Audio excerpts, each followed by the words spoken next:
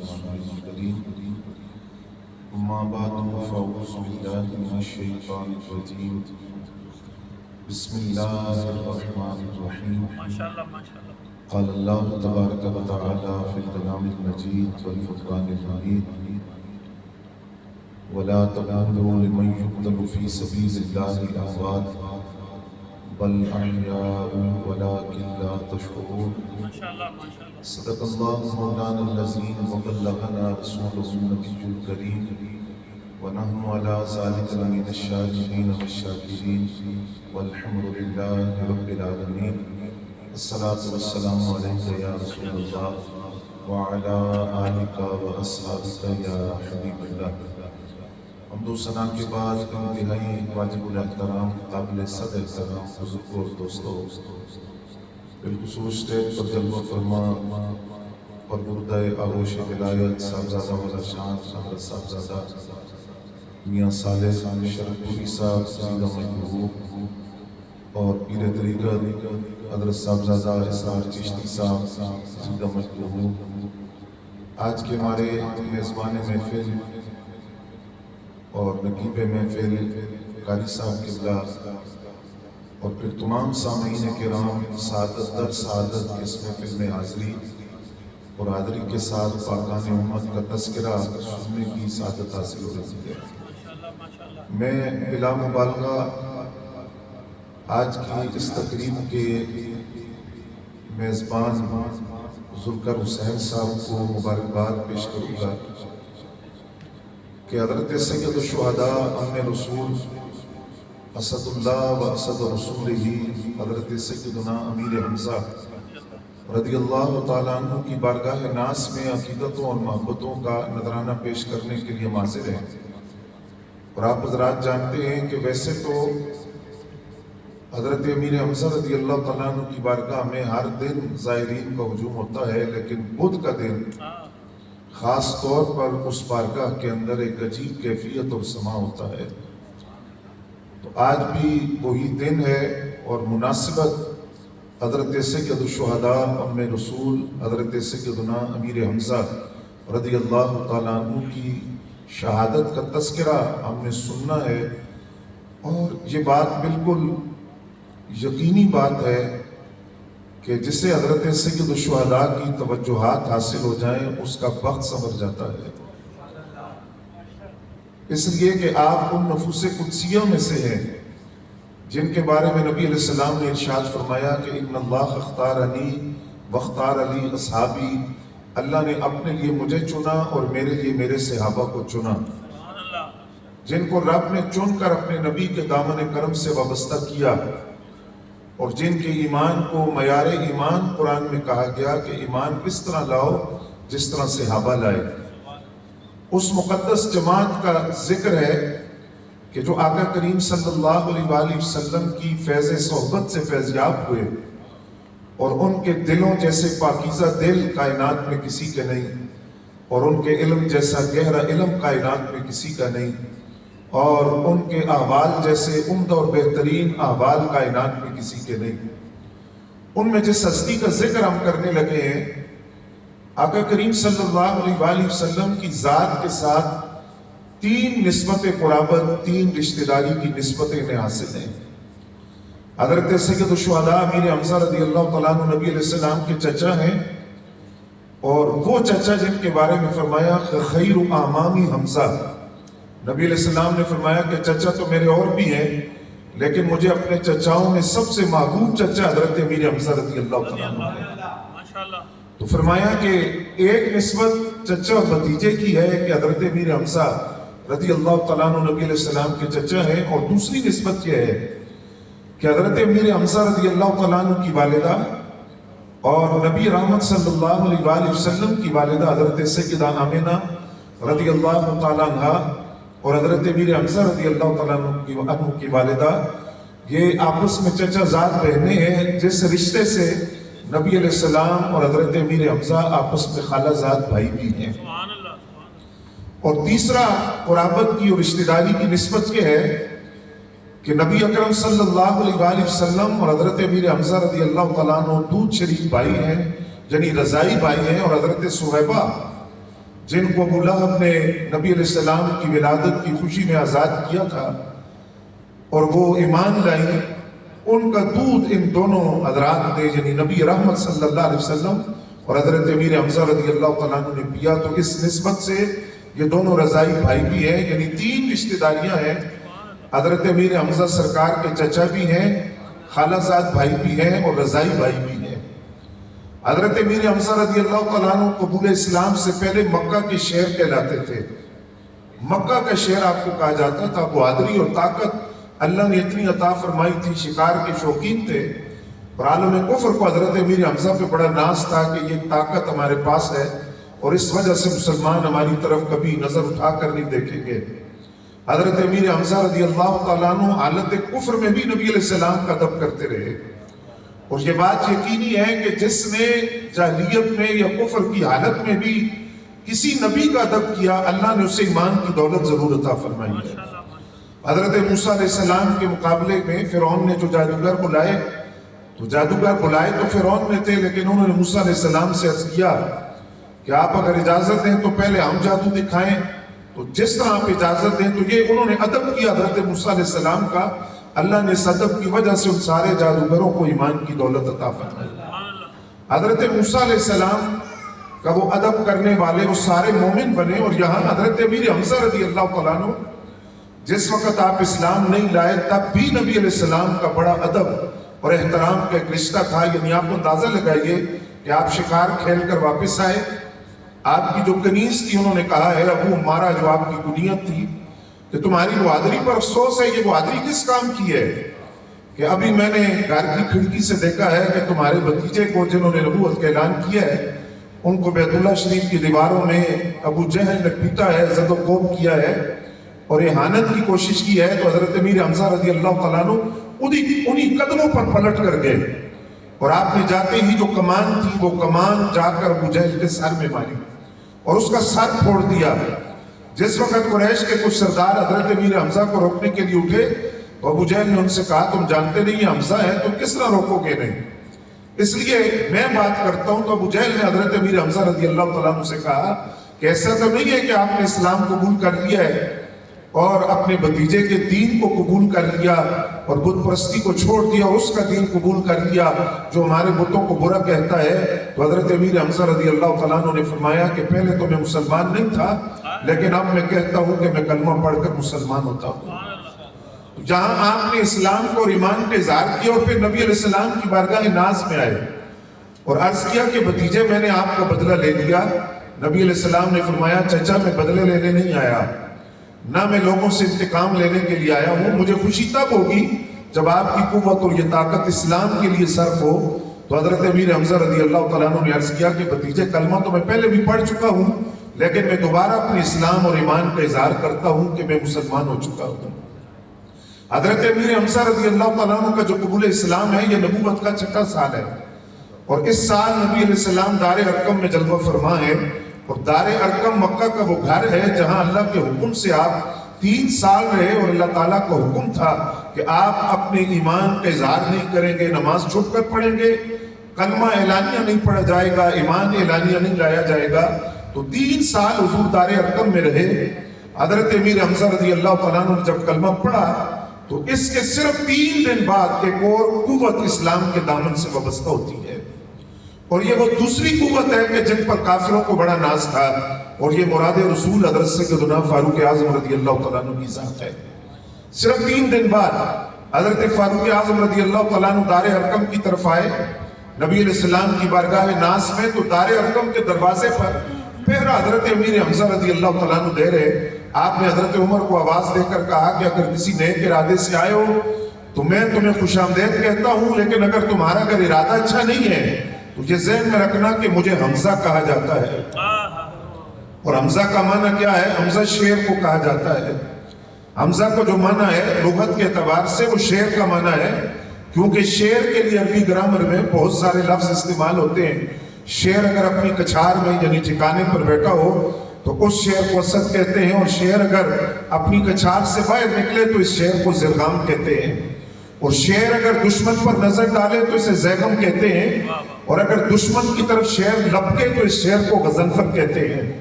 اور شیر جو اپنے دشمن کو دبوچ لے اس شیر کو حمزہ کہا جاتا ہے، اور جو شیر اپنے دشمن کو سانس نہ لینے دے اسے اس شیر کو عباس کہا جاتا ہے، اور جو شیر پلٹ کر حملہ کرے اور پھر اپنے دشمن کے 2 ٹکڑے کر دے اسے حیدر کرار کہا جاتا ہے۔ تو حضرت امیر حمزہ رضی اللہ تعالیٰ عنہ نے حضرت فاروق اعظم رضی اللہ تعالیٰ عنہ کو آواز دے کر کہا اگر نیک ارادے سے آئے ہو تو تمہارا آنا مبارک ہو، لیکن عمر یاد رکھنا پہرا میں دے رہا ہوں۔ تو نبی علیہ السلام نے فرمایا چچا آپ عمر کو روکے نا، عمر آج خود نہیں آیا، عمر مصطفیٰ کی دعاؤں کا جواب بن کر آیا ہے۔ میں نے جو رب سے دعائیں مانگی تھی ان دعاؤں کا جواب حضرت فاروق اعظم رضی اللہ تعالیٰ عنہ کی صورت میں آیا۔ تو حضرت امیر حمزہ رضی اللہ تعالیٰ عنہ اور حضرت فاروق اعظم رضی اللہ تعالیٰ عنہ دونوں سرکار کی خدمت میں حاضر ہوئے، اور میں یہاں آپ کی توجہ چاہوں گا جو منظر میں عرض کرنے لگا ہوں۔ حضرت فاروق اعظم رضی اللہ تعالیٰ عنہ عرض کرتے ہیں حضور کیا ہم حق پر نہیں ہیں؟ فرمایا حق پر ہیں۔ تو حضور جب ہم حق پر ہیں تو اتعبد اللہ تجہرا ونعبد اللہ سرا، تو یہ کس طرح ہو سکتا ہے کہ وہ لات و منات کی اور بتوں کی پوجا اعلانیہ کرے اور ہم اللہ کی عبادت چھپ کر کریں؟ تو حضور آج ایسا نہیں ہوگا، آج عمر نے کلمہ پڑھ لیا ہے، آگے ظہر کا وقت آ رہا ہے، ظہر ہم کعبۃ اللہ میں جا کر پڑھیں گے، ظہر ہم دار ارقم میں نہیں پڑھیں گے، بیت اللہ میں اعلانیہ پڑھیں گے۔ 40 کی تعداد صحابہ کی پوری ہوئی تھی حضرت فاروق اعظم کے قبول اسلام سے، تو تاریخ اسلام میں پہلی مرتبہ دار ارقم سے 2 صفیں نکلی، 20 صحابہ کی ایک صف کے آگے حضرت فاروق اعظم ہیں، دوسری صف کے آگے حضرت سیدنا امیر حمزہ رضی اللہ تعالیٰ عنہ ہیں۔ اور اس دن کافروں نے کہا کہ آج ہماری کمر ٹوٹ گئی کہ حضرت امیر حمزہ پہلے اسلام لائے، آج حضرت فاروق اعظم نے بھی کلمہ پڑھ لیا۔ تو یہ 2 قوتیں تھیں جن پر ہمیں ناز تھا، اور یہ دونوں اسلام کے دامن میں چلی گئی۔ نبی علیہ السلام کو اپنے محبوب چچا سے اتنی محبت تھی کہ مدینہ طیبہ میں جب کوئی بچہ پیدا ہوتا تو وہ نبی علیہ السلام کی خدمت میں لایا جاتا کہ حضور آپ اس کا نام رکھیں، یہ نومولود ہے، آپ اس کا نام رکھیں جو نام آپ کو پسند ہو۔ تو نبی علیہ السلام نے فرمایا کہ میں اس بچے کا نام حمزہ رکھتا ہوں۔ اچھا دیکھیے بعض اوقات انسان کو ایک نام سے محبت ہوتی ہے تو وہ کسی کا ہو یا نہ ہو، ویسے ایک نام بندے کو اچھا لگتا ہے تو وہ کہتے ہیں مجھے اس نام سے محبت ہے، لیکن یہاں سرکار نے صرف اتنا نہیں فرمایا کہ میں نے اس بچے کا نام حمزہ رکھا، بلکہ نبی علیہ السلام نے فرمایا یہ نام حمزہ میں نے اس لیے رکھا بِأَحَبِّ النَّاسِ، یہ نام مجھے لوگوں میں سے جو سب سے محبوب میرے چچا ہیں ان کا نام حمزہ ہے، اس لیے میں یہ نام حمزہ رکھ رہا ہوں کہ مجھے حمزہ نام سے محبت ہے کیونکہ یہ میرے چچا کا نام ہے۔ اور پھر نبی علیہ السلام نے فرمایا دخلت الجنت البارحہ، میں جنت میں داخل ہوا فنظرت الی جعفر،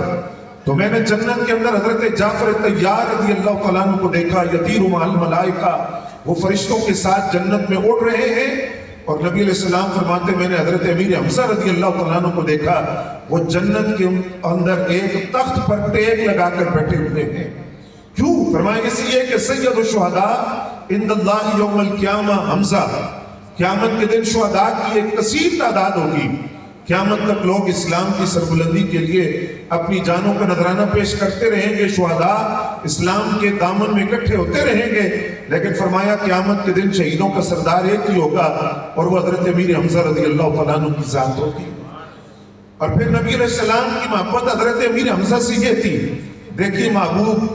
سے محب کبھی کوئی خواہش کا فرمائش کا اظہار کر دیتا ہے۔ حضرت امیر حمزہ رضی اللہ تعالیٰ عنہ سے نبی علیہ السلام کی بارگاہ کے اندر حضرت امیر حمزہ نے خواہش کا اظہار کیا، اور آپ دیکھیے کہ کیسی خواہش کا اظہار کیا۔ عرض کیا یا رسول اللہ صلی اللہ علیہ وسلم میں جبرائیل کو دیکھنا چاہتا ہوں۔ کیسی خواہش ہے، آپ سبحان اللہ کہتے ہیں، ذرا آپ سارے میرے بزرگ ہیں لیکن میں چاہتا ہوں ذرا شادابی میں اور تھوڑا تازگی کے ساتھ حضرت امیر حمزہ کا ذکر ذرا سنا جائے۔ تو فرمایا کہ عرض کیا حضور میں جبریل امین کو دیکھنا چاہتا ہوں۔ نبی علیہ السلام نے فرمایا چچا آپ نہیں دیکھ سکیں گے۔ پھر عرض کیا بھتیجے میری خواہش ہے میں جبریل امین کو دیکھنا چاہتا ہوں۔ فرمایا چچا اگر آپ دیکھنا چاہتے ہیں تو وہ سامنے بیت اللہ پر ایک لکڑی لگی ہوئی ہے، اگر آپ اس کی طرف نظر کریں۔ یہ لکڑی وہ تھی جہاں قریش زمانہ جاہلیت میں طواف کرتے ہوئے اپنے کپڑے لٹکایا کرتے تھے۔ آپ نے فرمایا ذرا اس لکڑی کی طرف آپ دیکھیں، تو اس لکڑی کی طرف جب آپ نے حضرت جبریل امین کی تجلی کو دیکھا تو حضرت امیر حمزہ بے ہوش ہو گئے، اور جب ہوش آیا تو آپ نے فرمایا کہ میں نے صرف جبریل کے قدم دیکھے تھے، وہ سبز رنگ کی سبزی مجھے اس پر نظر آئی جس سے میں بے ہوش ہو گیا. تو یہاں مولانا روم لکھتے ہیں کہ صحابہ کرام وہ ہیں جو جبریل کی نورانیت کی تاب نہیں لا سکتے، تو نبی علیہ السلام کے حسن سے اگر 70,000 بشریت کے پردے اٹھ جاتے تو خدا ہی جانتا ہے پھر کیفیات کا عالم کیا ہوتا. تو حضرت امیر حمزہ رضی اللہ تعالیٰ عنہ کی اس خواہش کو سرکار نے پورا کیا. اور آپ چونکہ جری بڑے تھے، بڑے بہادر تھے، بڑے طاقتور تھے، اگر آپ جہاد کی آیات کا تفسیر کو دیکھیں اور جو جہاد کا حکم آیا سن 2 ہجری کے اندر، تو اس کی تفسیر کو ہم دیکھیں تو وہاں حضرت امیر حمزہ رضی اللہ تعالیٰ عنہ کا ذکر ملے گا کہ آپ بار بار نبی علیہ السلام سے عرض کرتے تھے کہ حضور ہم جہاد کیوں نہیں کرتے؟ آقا کریم نے فرمایا جب تک اللہ کا حکم نہ جائے اس وقت تک میدان جہاد میں نہیں نکلیں گے. سن 2 ہجری میں جب حکم آیا تو تاریخ اسلام کا پہلا معرکہ جو بدر کے میدان میں غزوہ بدر کی صورت میں لڑا گیا، اس کے اندر یہ منظر میں عرض کرنے لگا ہوں آپ حضرات کی خدمت میں. آپ اس پر ذوق سے سماعت فرمائیے کہ جس وقت قریش کی طرف سے، کفار کی طرف سے 3 بڑے سورما آئے، 3 بڑے جنگی طاقتور جنگجو آئے، اور نبی علیہ السلام نے 3 انصار کو بھیجا، تو انہوں نے کہا یہ ہمارا جوڑ نہیں ہے اور ہم اپنے جوڑ کے علاوہ لڑتے کسی سے نہیں ہیں، یہ ہماری توہین ہے. کوئی طاقتور بھیجو جو ہم پلہ ہو، طاقت میں ہمارے ساتھ مقابلہ کر سکے. کوئی طاقتور ہو، قوت والا ہو، جنگجو ہو، عسکری مہارت رکھتا ہو، وہ آئے. نبی علیہ السلام نے ان 3 انصار صحابہ کو بلا کر جن 3 صحابہ کو بھیجا، میں یہاں یہ جملہ عرض کرتا ہوں کیونکہ یہ تاریخ اسلام کا پہلا معرکہ تھا، تو یوں سمجھئے اسلام کی قوت کے پہلے 3 نمائندے جا رہے ہیں، اسلام کی طاقت کے پہلے 3 ترجمان جن کو سرکار نے بھیجا. کون تھے؟ آپ نے فرمایا قم یا علی، اے علی آپ اٹھ کر کھڑے ہوں. قم یا حمزہ، اے حمزہ آپ اٹھ کر کھڑے ہوں. قم یا عبیدہ، اے عبیدہ بن حارث رضی اللہ تعالیٰ عنہ مجمعین، فرمایا آپ اٹھ کر کھڑے ہوں. حضرت امیر حمزہ رضی اللہ تعالیٰ عنہ کے مقابلے میں عتبہ بن ربیعہ آیا، آپ نے ایک ہی بار میں اس کا کام تمام کر دیا. اس کے بعد آپ پلٹ کر آئے، لیکن بدر میں ایک اعزاز تھا حضرت امیر حمزہ رضی اللہ تعالیٰ عنہ کا. وہ کیا کہ جب آپ بدر میں لڑے تو ایک شتر مرغ کا پر جو ہے وہ آپ نے اپنی دستار کے اوپر لگایا ہوا تھا. اب وہ جو گمسان کا رنگ پڑتا ہے کہ اس کے اندر لڑائی جب شروع ہو گئی اور ایک اجتماعی لڑائی شروع ہوئی تو اب چہرہ تو نظر نہیں آتا تھا، لیکن وہ جو پر آپ نے پگڑی پر لگایا ہوا تھا، پر کی وجہ سے پتہ چلتا تھا یہ کوئی مجاہد ہے جس نے پگڑی پر لگایا ہوا ہے. تو جس وقت غزوہ بدر اپنے اختتام کو پہنچا تو عبد الرحمن بن عوف رضی اللہ تعالیٰ عنہ سے امیہ بن خلف یا اس کے بیٹے نے سوال کیا کہ آپ یہ بتائیں کہ آپ کے پاس وہ مجاہد کون تھا جس کے سر پر شتر مرغ کا پر تھا؟ آپ نے فرمایا تم نے اسے کیا کہنا ہے؟ کہا جناب بتائیں تو صحیح وہ کون تھا؟ آپ نے فرمایا کہ تم اس کے بارے میں کیا کہنا چاہتے ہو؟ کہا جناب اس نے تو ہمیں تیس نیس کر کے رکھ دیا ہے. ہم نہیں جانتے، وہ چہرہ نظر نہیں آیا لیکن پگڑی کے اوپر شتر مرغ کا پر تھا، لیکن جدھر رخ کیا ادھر کافروں کی لاشیں گری ہیں. تو وہ کون تھا جس نے ہمیں تیس نیس کر کے رکھ دیا، یا پنجابی میں کہتے ہیں ستیہ ناس کر کے رکھ دیا ہمارا؟ آپ نے فرمایا وہ رسول اللہ کے چچا حضرت امیر حمزہ رضی اللہ تعالیٰ عنہ تھے جنہوں نے بدر کے اندر اپنے سر پر وہ پگڑی پر شتر مرغ کا پر لگایا ہوا. اور اس کے بعد 3 ہجری میں غزوہ احد ہے جس میں آپ کی شہادت ہوئی، لیکن اس سے پہلے ایک اور معرکہ ہے جو 2 ہجری کے اندر ہوا اور شوال کے مہینے میں ہوا، جس کو سریہ حمزہ کہا جاتا ہے، یعنی خالصتاً اس کی قیادت حضرت امیر حمزہ رضی اللہ تعالیٰ عنہ نے فرمائی. اور یہاں حالات حاضرہ کے تناظر میں یہ عرض کروں،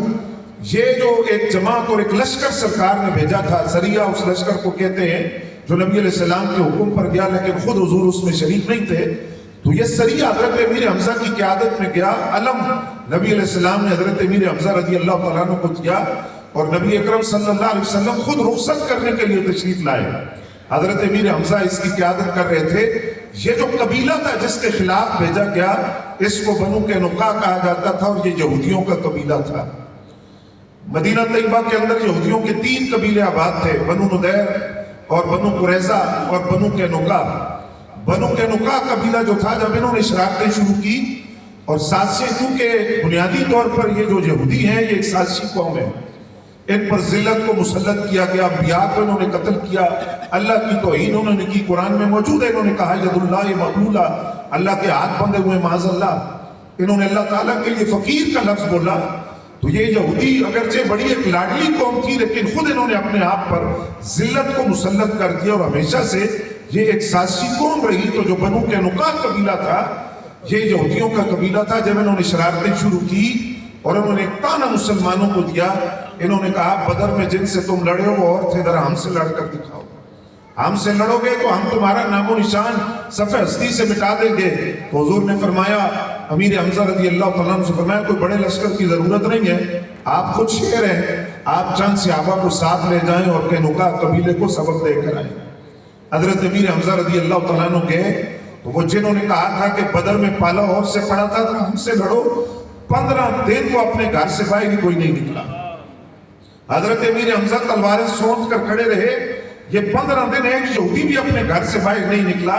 کیونکہ بنیادی طور پر بزدل قوم ہے، پیچھے بدماشوں کا ہاتھ ہے، تو یہ شہر بنے ہوئے ہیں، بنیادی طور پر ایک بزدل قوم ہے۔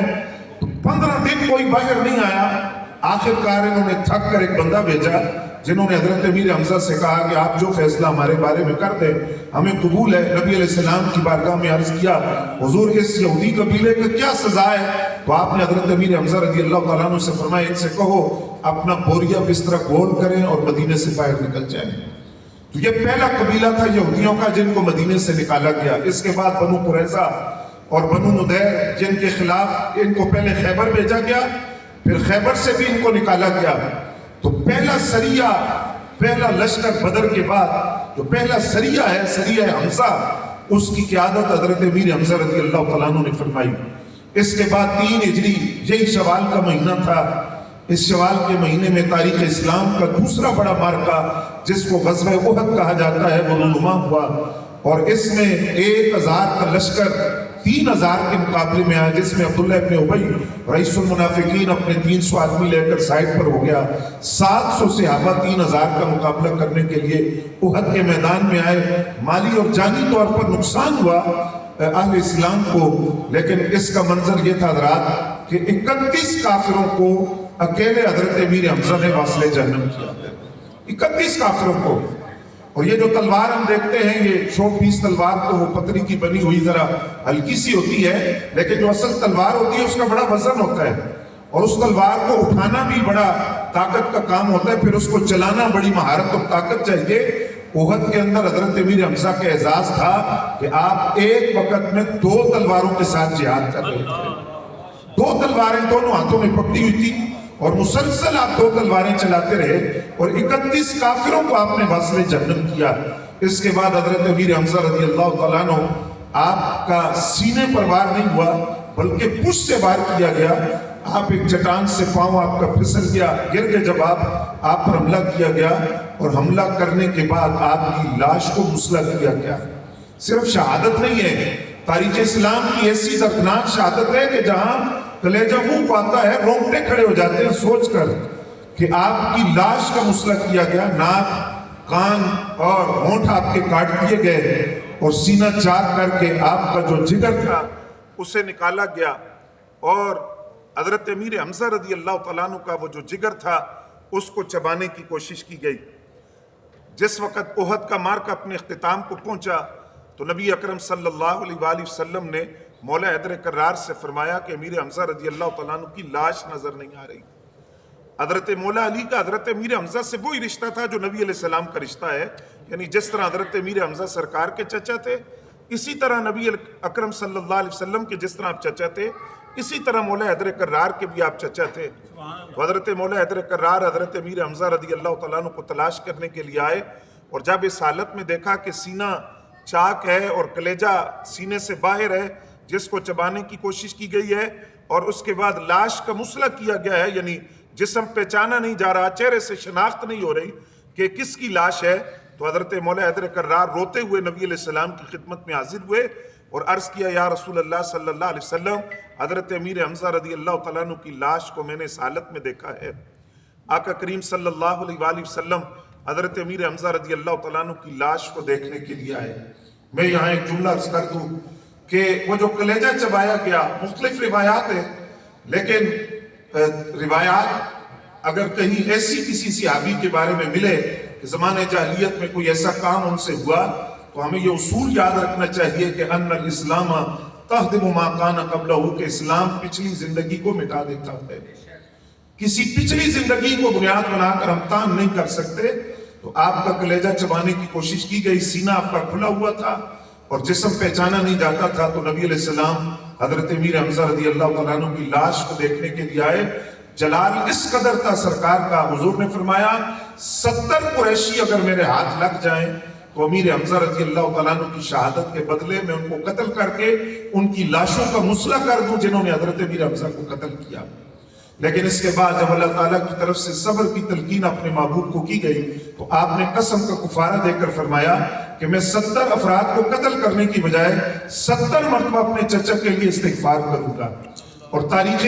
इस्लाम के अंदर पूरी जमात सहाबा में वाहिद हजरत मीर हमजा रज़ी अल्लाह तआला अन्हु का एजाज है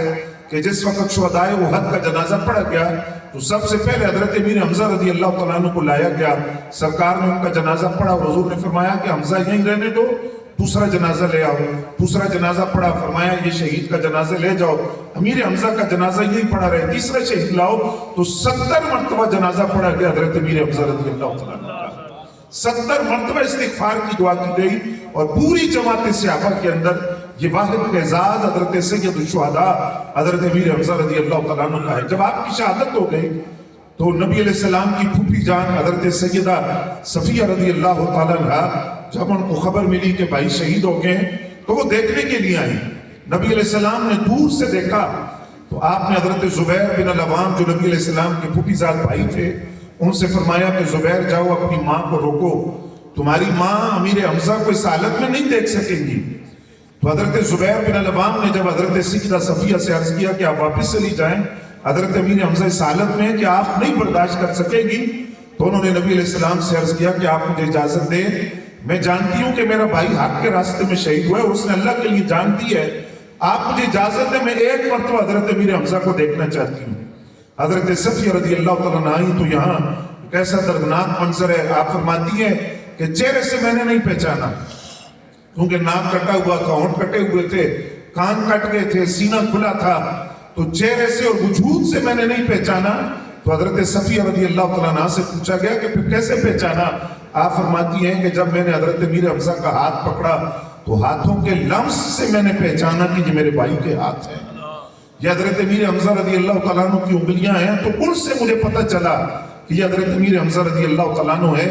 आप कफन की 2 चादरें लेकर आई हजरत मीर हमजा रज़ी अल्लाह तआला अन्हु के लिए, लेकिन रसूलुल्लाह सल्लल्लाहु अलैहि वसल्लम का अदल और इंसाफ देखिए। आपने फरमाया पुपी ऐसा नहीं होगा कि हजरत मीर हमजा को कफन दिया जाए और करीब एक अंसार सहाबी की लाश पड़ी, उन्हें कफन न दिया जाए, एक चादर आप अमीर हमजा को दे दें, एक दूसरे सहाबी को दी जाएगी।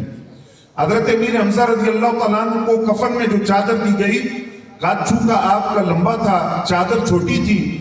पाँव से खींची जाती तो सर नंगा हो जाता, सर की तरफ खींची जाती तो पाँव नंगे हो जाते। नबी अलैहिस्सलाम ने फरमाया चेहरा ढांप दो, पाँव पर घास डाल दो। तो इस तरह हजरत अमीर हमजा रज़ी अल्लाह तआला अन्हु की लाश को कफन में लपेटा गया।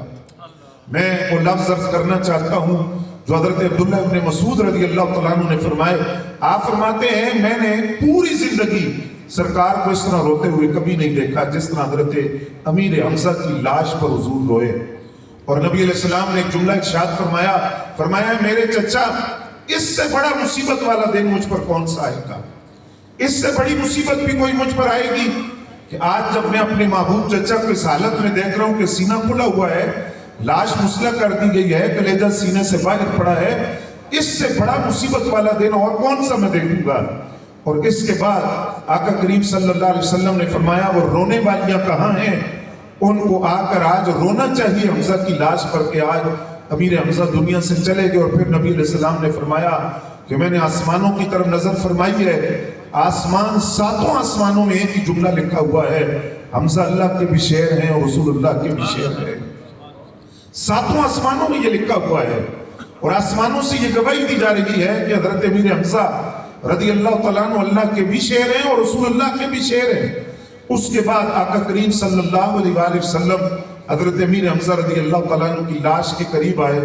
जनाजा जब आपने पढ़ा तो 5 जुमले आपने इरशाद फरमाए। कितने जी? 5 जुमले, वो आप थोड़ी तवज्जो फरमाएंगे। वो हजरत अमीर हमजा रज़ी अल्लाह तआला अन्हु के मकाम और मर्तबे में سینکڑوں منقبتیں ایک طرف، سرکار کے 5 جملے ایک طرف۔ پہلا جملہ نبی علیہ السلام حضرت امیر حمزہ کی لاش پر کھڑے ہیں، اور پہلا جملہ روتے ہوئے سرکار نے فرمایا، عبداللہ ابن مسعود فرماتے ہیں اس طرح روتے ہوئے سرکار کو کبھی دیکھا نہیں گیا۔ پہلا جملہ فرمایا، یا حمزہ یا ام رسول اللہ، اے حمزہ اے رسول اللہ کے چچا، یا حمزہ یا اسد اللہ و اسد رسول ہی، اے حمزہ اللہ اور اس کے رسول کے شیر، یا حمزہ یا فاعل الخیرات، اے حمزہ نیکیوں میں پہل کرنے والے، یا حمزہ یا کاشف الکربات، اے حمزہ اے مصیبتوں کو دور کرنے والے، یا حمزہ یا ذابن عن وجہ رسول اللہ، اے حمزہ اے اپنے رسول سے دشمنان دین کو دور ہٹانے والے۔ یہ 5 جملے نبی علیہ السلام نے حضرت امیر حمزہ کے جنازے پر کھڑے ہو کر ارشاد فرمائے۔ اس میں ایک جملہ جس کی طرف میں آپ کی توجہ دلانا چاہتا ہوں، نبی علیہ السلام نے فرمایا، یا کاشف الکربات، اے مصیبتوں کو دور کرنے والے، مشکلات میں کام آنے والے۔ وہ نبی علیہ السلام نے فرمایا کہ حقیقی مشکل کشا تو اللہ کی ذات ہے، لیکن رب جسے چاہے مشکل کشا اور مددگار بنا دیتا ہے۔ تو فرمایا کہ یا کاشف الکربات، اے میرے چچا مصیبتوں کو دور کرنے والے، مشکلات کو حل کرنے والے۔ اور یہی بات سرکار نے فرمائی کہ قیامت تک جو ان کی قبر پر آ کر سلام کرے گا، یہ قبر سے سلام کا جواب دیں گے۔ امام سیوطی رحمۃ اللہ علیہ نے شرح الصدور میں لکھا، نعرہ رسالت، نعرہ حیدری، نعرہ غوثیہ۔ حضرت فاطمہ خزائیہ رضی اللہ تعالیٰ عنہ اپنی بہن کے ساتھ حضرت امیر حمزہ رضی اللہ تعالیٰ عنہ کے مزار پر آئے، اور ان کی بہن ان سے کہنے لگی کہ کیا تمہیں نبی علیہ السلام کا وہ فرمان یاد ہے کہ حضور نے فرمایا جو ان کی قبر پر آ کر سلام کرے گا یہ جواب دیں گے۔ ہر ایک تو وہ جواب نہیں سن سکتا، رسول اللہ صلی اللہ علیہ وسلم کی زبان پر یقین کامل ہے کہ جب سرکار نے فرما دیا کہ یہ جواب دیتے ہیں تو وہ دیتے ہیں، چاہے ہمارے کان سنتے یا نہیں سنتے۔ یہ نبی صادق کی زبان سے یہ جملہ ارشاد فرمایا کہ یہ سلام کا جواب دیتے ہیں۔ تو حضرت فاطمہ خزائیہ اپنی بہن سے کہتی ہیں، آؤ سلام کر کے دیکھتے ہیں جواب آتا ہے یا نہیں آتا۔ امام سیوطی لکھتے ہیں، جب ان دونوں بہنوں نے حضرت امیر حمزہ رضی اللہ تعالیٰ عنہ کی بارگاہ میں سلام پیش کیا تو انہوں نے اپنے کانوں سے سنا کہ حضرت امیر حمزہ رضی اللہ تعالیٰ عنہ نے ان کے سلام کا جواب دیا۔ آقا کریم صلی اللہ علیہ وسلم جب حضرت امیر حمزہ رضی اللہ تعالیٰ عنہ کی تدفین کے بعد واپس مدینہ طیبہ آئے،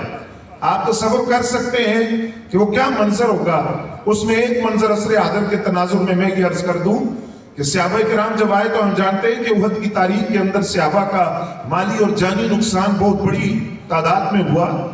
لیکن نبی علیہ السلام کو خبر ملی کہ ابو سفیان جو بعد میں اسلام لائے تھے اس وقت وہ حالت کفر میں تھے، وہ ایک لشکر لے کر دوبارہ آ رہے ہیں، اور انہوں نے لشکر سے کہا کہ ہم نے مسلمانوں کو اتنا نقصان تو پہنچا دیا تھا، تھوڑی قوت اور لگاتے تو آج ان کا نام و نشان مٹا دیتے، آؤ پھر چلتے ہیں، پھر حملہ کرتے ہیں۔ جب یہ قافلہ پلٹ کر آیا تو نبی علیہ السلام کو خبر ہوئی، سرکار نے صحابہ سے فرمایا ہم ان کا راستہ روکیں گے لیکن شرط ہے کہ وہی صحابہ جائیں گے جو احد میں شریک ہوئے تھے۔ اب احد میں جو صحابہ شریک ہوئے ان میں کچھ زخمی تھے، کچھ تھکے ہوئے تھے، لیکن لفظ کیا ہے کہ جب سرکار نے ان سے فرمایا کہ ہم دوبارہ جائیں گے، باوجود اس کے کہ صحابہ زخمی تھے، تھکے ہوئے تھے، صحابہ کرام نے سب نے کہا لبیک یا رسول اللہ، حضور ہم حاضر ہیں، ہم آپ کے ساتھ دوبارہ جائیں گے۔ جس وقت کافروں کو اطلاع ملی کہ مسلمان بھی تازہ دم ہو کر آ رہے ہیں تو ابو سفیان نے قافلے سے کہا کہ آؤ واپس چلیں، لیکن جہاں میں توجہ ذرا آپ کی چاہوں گا، ایک شخص سے کہا کہ تم مسلمانوں کے لشکر میں جا کر یہ افواہ اڑا دو کہ ابو سفیان بہت بڑا قافلہ لے کر آ رہے ہیں اور آج وہ مسلمانوں کا نام و نشان مٹا دیں گے۔ یہ حقیقت نہیں تھی، صرف اتنا کہا کہ افواہ اڑا دو، اور پھر ان کا ری ایکشن دیکھو کہ وہ رد عمل کیا دیتے ہیں کہ صحابہ کرام واپس پلٹتے ہیں، کیا کریں گے۔ جب صحابہ کرام کو یہ خبر ملی کہ کافر اتنا بڑا قافلہ لے کے آ رہے ہیں کہ آج مسلمانوں کا نام و نشان مٹ جائے گا، تو میں وہ جواب عرض کروں گا جو اللہ نے قرآن میں ذکر کیا۔ سورہ آل عمران کی آیت نمبر 181 ہے، اور وہاں اللہ کریم صحابہ کا جواب ذکر کر رہا ہے، یعنی رب کو وہ جواب اتنا پسند آیا کہ قرآن کی آیت بنایا، اور رب نے وہاں وہ جواب ذکر کیا کہ تمام صحابہ نے مل کر افواہ اڑانے والے سے کہا حسبنا اللہ و نعم الوکیل۔ آپ نے فرمایا وہ قافلہ آ رہا ہے تو آنے دو، ہمارے لیے اللہ کافی ہے، وہ بہترین مددگار ہے، وہ اتنا لشکر اور بھی لے آئے تو ہم ان کا مقابلہ کریں گے، اور ہم انہیں بتائیں گے جو بدر میں ہمارے سامنے تھے ان کو بھی ہم نے شکست دی ہے، اور ہمارے سامنے احد میں جو آئے ہم نے بھی انہیں بھی شکست دی ہے۔ تو فرمایا حسبنا اللہ، ہمارے لیے اللہ کافی ہے، وہ بہترین مددگار ہے۔ تو وہ تعداد میں کم تھے لیکن قوت اور طاقت کا ڈر ان پر طاری نہیں ہوا۔ یہ پیغام تو عالم اسلام کے آج کے حکمرانوں کے لیے کہ اگر غزہ کے بچے بلکتے رہیں اور وہاں کی عورتوں کی سسکیاں تمہارے کانوں تک پہنچتی رہے اور وہاں کے مردوں کی آہیں اور ملبے کا ڈھیر بنا ہوا ارض مقدس جو کسی کے باپ کی جاگیر نہیں ہے، وہ مسلمانوں کا ایک مجموعی ورثہ ہے جو سلطان عبدالحمید ثانی نے سلطنت عثمانیہ کے اندر جب انہی یہودیوں نے کہا تھا کہ سونے کے گچھے کے لے لو اور ہمیں وہ ارض مقدس کے اندر آبادکاری کی اجازت دو۔ آپ یہاں سارے بزرگ تشریف فرمائے، لفظ میں عرض نہیں کرنا چاہتا تھا لیکن زبان پر آ گیا کہ اسرائیل جو ایک ارامی ریاست ہے، ایک ارامی ریاست ہے اسرائیل، جس کا کوئی باپ نہیں ہے، کیونکہ یہ جو یہودی قوم ہے یہ کبھی بھی کسی بھی ملک کے اندر ان کا وہ ذاتی ملک نہیں تھا، یہ ہمیشہ پناہ لے کر رہے۔ تو جس وقت سلطان عبدالحمید ثانی سے کہا گیا کہ ہم سے سونے کے سکے لے لو اور ہمیں وہاں رہنے دو، تو سلطان عبدالحمید نے کہا کہ پوری دنیا کا سونا اکٹھا کر کے لے آؤ، میں تمہیں 1 انچ بھی فلسطین کا نہیں دوں گا، کیونکہ یہ میرے باپ کی جاگیر نہیں، یہ مسلمانوں کا ورثہ ہے۔ تو یہ بات ہمیں سمجھنی چاہیے، یہ مسئلہ صرف فلسطین والوں کا نہیں ہے، یہ ہمارا مجموعی مسئلہ ہے۔ وہ ارض مقدس کے ہم وارث ہیں، وہاں انبیاء کی قبریں ہیں، ان کے وارث یہودی نہیں، ہم ہیں، انبیاء کے وارث ہم ہیں، ارض مقدس کے وارث ہم ہیں۔ حضرات گرامی قدر وہ جملہ احد کے اندر صحابہ نے کہا حسبنا اللہ، ہمارے لیے اللہ کافی ہے۔ جب نبی علیہ السلام احد سے آئے تو حضرت امیر حمزہ رضی اللہ تعالیٰ عنہ کی ایک شہزادی تھی، ان کا نام فاطمہ بنت حمزہ رضی اللہ تعالیٰ عنہ تھا، وہ راستے میں کھڑی تھی۔ انہوں نے نبی علیہ السلام سے عرض کیا حضور میرے بابا کدھر ہیں؟ نبی علیہ السلام نے فرمایا میں تمہارا باپ ہوں۔ اب وہ چونکہ امیر حمزہ کی بیٹی تھی، تدبر اور فراست دیکھیے، وہ کم سن تھی، لیکن جب حضور نے جواب نہیں دیا بلکہ حضور نے یہ فرمایا کہ میں تمہارا باپ ہوں، تو انہوں نے فوراً کہا سرکار آپ کے اس جواب سے تو مجھے شہادت کی خوشبو آ رہی ہے، ایسا تو نہیں کہ میرے بابا شہید ہو گئے ہیں؟ آپ نے فرمایا شہید ہو گئے۔ تو پھر حضرت فاطمہ بنت حمزہ رضی اللہ تعالیٰ عنہ سرکار حضرت امیر حمزہ کی بیٹی شہزادی، انہوں نے عرض کیا حضور آپ مجھے سنائیں کہ میرے باپا کیسے شہید ہوئے۔ حضور نے فرمایا بیٹی میں اس کی سکت نہیں رکھتا، میں اس کی طاقت نہیں رکھتا کہ میں تمہیں بتاؤں کہ حضرت امیر حمزہ کیسے شہید ہوئے، کیونکہ ان کا جگر نکالا گیا تھا، سینہ کھلا ہوا تھا اور لاش کو مسلح کیا گیا تھا۔ میں یہ طاقت نہیں رکھتا کہ میں تمہارے سامنے بیان کر دوں۔ قرآن نے کہا کہ جو اللہ کے راستے میں مارے جائیں انہیں مردہ نہ کہو بلکہ وہ زندہ ہیں۔ تو ایک مقام پر کہا کہ مردہ نہ کہو، اور آگے کہا وَلَا تَحْسَبَنَّ الَّذِينَ قُتِلُوا فِي سَبِيلِ اللَّهِ أَمْوَاتًا، جو اللہ کے راستے میں مارے جائیں انہیں مردہ گمان بھی نہ کرو۔ تمہارے کسی ذہن کے کونے خدرے میں یہ نہ ہے کہ وہ مردہ ہیں بلکہ وہ زندہ ہیں، اور ان کی زندگی کی عملی تصویر آپ نے دیکھ لی ہو تو حضرت امیر حمزہ کی شہادت کے 46 سال بعد حضرت سیدنا امیر معاویہ رضی اللہ تعالیٰ عنہ کا دور تھا، اور وہاں احد کے اندر کھدائی کی گئی تو حضرت امیر حمزہ رضی اللہ تعالیٰ عنہ کا جسم ظاہر ہوا، اور آپ کے جسم سے ایسا خون نکلا جو بالکل تازہ خون جسم سے نکلتا ہے، زندہ آدمی کے خون کی جو تاثیر ہوتی ہے وہ آپ کے جسم سے 46 سال بعد حضرت امیر حمزہ رضی اللہ تعالیٰ عنہ کا جسم بالکل سلامت اس طرح قبر کے اندر جس طرح رکھا گیا اس طرح موجود تھا، کفن سلامت تھا۔ اور یہ پیغام تھا کہ اگر یہ شان خدمتگاروں کی تو سردار کا عالم کیا ہوگا، کہ اگر ان کی حیات برزخی کا عالم کیا ہے کہ کچھ تغیر نہیں آیا، یہ اسی طرح قبر میں موجود ہے۔ اور پھر حضرت امیر حمزہ رضی اللہ تعالیٰ عنہ کے بارے میں حضور نے فرمایا کاشف الکربات، مصیبتوں کو دور کرنے والے حضرت شیخ محمود کردی رحمۃ اللہ علیہ، آپ فرماتے ہیں میں حضرت امیر حمزہ رضی اللہ تعالیٰ عنہ کے مزار پر حاضر ہوا، میں نے سلام عرض کیا تو آپ نے قبر سے جواب دیا، اور جواب دے کر فرمایا کہ شیخ محمود اللہ تجھے بیٹا دے گا، اس کا نام تو نے میرے نام پر رکھنا ہے، اس کا نام حمزہ رکھنا ہے۔ اب آپ اس بات پر توجہ فرمائیں، ایک صحابی ہیں وہ قبر میں لیٹے ہوئے ہیں، وہ آنے والے کی کیفیت کو جانتے ہیں کہ اس کا بیٹا کوئی نہیں، اور وہ اس کی پشت میں دیکھ رہے ہیں کہ بیٹا موجود ہے اور بیٹا دنیا میں آئے گا، اور خبر بھی دے رہے ہیں اور ساتھ یہ بھی فرما رہے ہیں کہ اس کا نام حمزہ رکھنا، کیونکہ سرکار کو یہ نام بڑا محبوب تھا، اور حضور وجہ بھی یہی بیان کرتے تھے بے حب الناس کہ یہ نام اس کا ہے جو لوگوں میں مجھے سب سے زیادہ محبوب میرے چچا حضرت امیر حمزہ ہیں۔ تو حضرت امیر حمزہ رضی اللہ تعالیٰ عنہ آج بھی صاحب تصرف ہیں، اور یقین جانیے کہ آپ اگر اس یقین کے ساتھ میں اور آپ ان کی بارگاہ میں حاضر ہو جائیں، مشکلات کو ان کی بارگاہ میں پیش کریں. بارگاہ رسول تو وراء الورا ہے، لیکن گورنر طیبہ اور امیر طیبہ کی بارگاہ ایسی بارگاہ ہے کہ وہاں مشکل رہتی نہیں ہے، پریشانی رہتی نہیں ہے. اور جس کو ان کی توجہ اور تصرف حاصل ہو جائے اس کے بخت سنور جاتے ہیں اور مقدر جاگ جاتے ہیں. اللہ کریم کی بارگاہ کے اندر یہ دعا ہے کہ سید الشہداء حضرت سیدنا امیر حمزہ رضی اللہ تعالیٰ عنہ کے اس ذکر کا صدقہ بار بار ان کے مزار مقدس کی حاضری ہمیں ملتی رہے، ان کی توجہات ہمیں حاصل رہے اور ان کی بارگاہ سے کرم کی بھیک ہمیں ملتی رہے. وما علینا الا